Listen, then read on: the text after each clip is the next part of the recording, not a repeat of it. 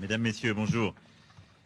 Cher Président, cher Félix, je suis très heureux de vous accueillir aujourd'hui à Paris, en tant évidemment que le Président de votre pays, après des échéances politiques intérieures importantes et franchies avec succès, dont je vous félicite parce qu'elles sont une étape importante de la modernisation de la vie démocratique, politique, RDC, et de votre volonté d'aller de l'avant, mais aussi en tant que Président de l'Union africaine et partenaire stratégique de la France. Nous étions avec le président Tshisekedi il y a quelques jours au Tchad, à N'Djamena, pour rendre hommage au président défunt Idriss Déby et pour soutenir un processus de transition qui doit ouvrir la voie de la démocratie et de la stabilité du Tchad.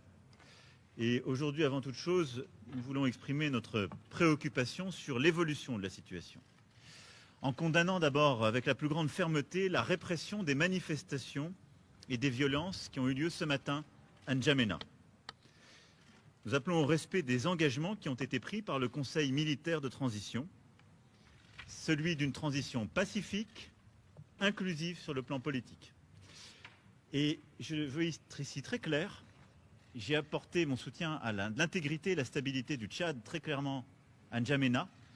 Je suis pour une transition pacifique, démocratique, inclusive. Je ne suis pas pour un plan de succession. Et la France ne sera jamais aux côtés de celles et ceux qui forment ce projet. Le temps est venu de lancer un dialogue politique national ouvert à tous les Tchadiens. C'est ce qui est attendu aujourd'hui du Conseil militaire de transition et c'est la condition même de notre soutien. Et je veux ici dire que nous resterons engagés aux côtés de l'Union africaine, que préside le président Tshisekedi cette année, aux côtés aussi du G5 Sahel, et je veux saluer l'effort des présidents du G5 Sahel qui ont aussi œuvré à cette médiation avec beaucoup de force, et il faut que dans les prochains jours nous puissions rétablir la situation qui aujourd'hui me préoccupe très fortement. Au-delà de ce sujet, notre coopération est évidemment riche de beaucoup de dossiers bilatéraux que nous allons évoquer dans quelques instants. Volonté de développer la coopération économique, les opportunités offertes à la jeunesse de votre pays par des programmes d'éducation, de santé et de création d'activités économiques, politique aussi de francophonie, car nous avons là-dessus également beaucoup à faire ensemble.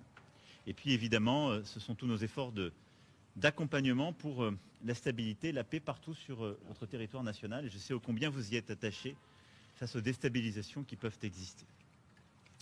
Enfin, nous évoquerons aussi les grands sujets continentaux. Et en effet, nous avons un agenda extrêmement chargé. Le premier, c'est continuer à faire vivre la solidarité internationale face à la pandémie. Il y a un an, nous avons lancé ensemble, avec plusieurs collègues, l'initiative ACTA pour aider l'Afrique à répondre aux défis de la pandémie. Elle a permis de faire plusieurs avancées, nous y sommes revenus ces derniers jours, pour aider au financement, aider aussi à plus de tests, de diagnostics, l'accès aux vaccins et à la montée en puissance des systèmes de santé primaire. Mais beaucoup reste à faire pour mobiliser plus de financement, mais avoir également des actions concrètes indispensables. Et donc ensemble, nous souhaitons agir pour que le G7, le G20 soient des rendez-vous utiles qui répondent aux besoins des Africaines et des Africains, la vaccination de tous les personnels de santé sur laquelle nous étions engagés il y a plusieurs semaines, et tant d'autres sujets.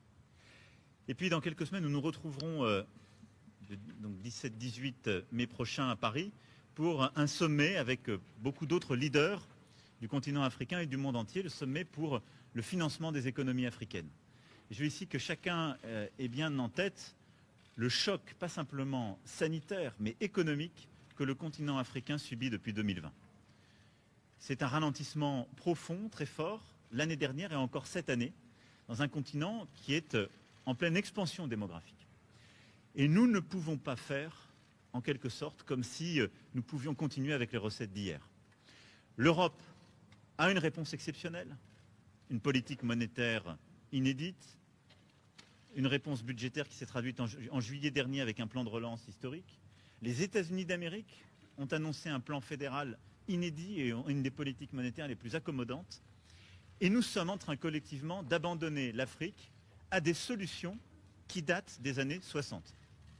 Je me félicite qu'on puisse avancer, nous allons pousser pour le faire, mais nous devons absolument inventer pour le 17-18 mai prochain un New Deal du financement de l'Afrique, c'est-à-dire des solutions profondément novatrices, une échelle d'ambition qui corresponde à ce que nous sommes en train de vivre. Sans quoi, nous laisserons le continent africain face à la pauvreté, nous laisserons le continent africain et sa jeunesse face à la réduction de leurs opportunités économiques, une migration subie et l'expansion du terrorisme. Et cela, je ne veux pas m'y résoudre. Et donc c'est un sujet que nous allons aussi traiter avec le président Tshisekedi, car il est à mes yeux au cœur de l'agenda des prochains mois et des prochaines années. Pour toutes ces raisons, cher Félix, cher président, merci d'être à Paris aujourd'hui. Et encore bravo pour les succès obtenus dans ton pays et sur le continent. Merci, Président. Merci beaucoup, Monsieur le Président, cher Emmanuel, merci. Merci de me recevoir si rapidement à Paris pour parler des choses que vous avez entendues. Sur le Tchad, nous avons parfaitement le même entendement. Il faut très vite revenir à l'ordre démocratique. Je reste dans la droite ligne de ce que j'ai dit dans mon discours à N'Djamena. Nous soutenons évidemment la stabilité actuelle, mais à condition qu'ils aillent très vite vers la consolidation de la démocratie, des institutions démocratiques. Pour le reste, nous parlerons Afrique aujourd'hui, mais aussi dans quelques semaines. L'Afrique qui a lancé sa zone de libre-échange continentale, ce vaste marché commun que nous voulons à l'image de celui d'Europe et pour lequel nous comptons sur nos partenaires traditionnels afin de nous accompagner dans cette grande aventure qui va être nécessaire pour le bonheur de notre continent. La paix, bien évidemment, reste au centre de nos préoccupations. Au niveau africain, nous avons cet objectif de faire taire les armes.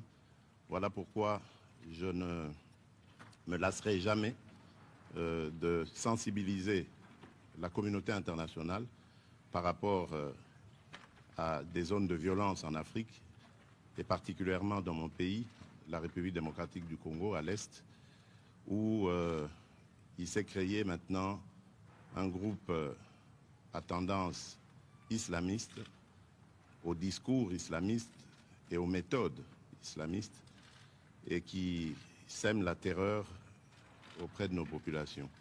Donc là, je suis plus que jamais déterminé à l'éradiquer et je compte sur le soutien de la France. Pour le reste, le président Emmanuel Macron a très bien détaillé les sujets sur lesquels nous allons nous appesantir. Et donc, je vous remercie. Je vous remercie, Monsieur le Président, cher Emmanuel. Et je crois que nous pouvons aller travailler. Merci beaucoup. Voilà. Merci à tous. Merci.